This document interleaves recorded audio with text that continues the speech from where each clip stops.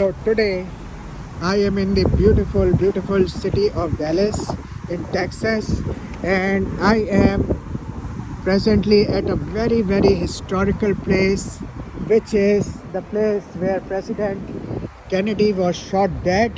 I will show you this cross.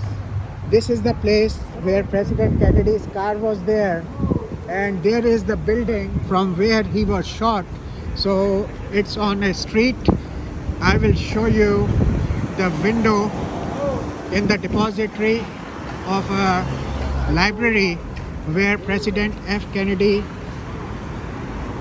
assassinats was there, and he shot dead from this angle, and the president was dead later. 35th president of United States. So if you will see that window right there, the second window, there is a paper. You can see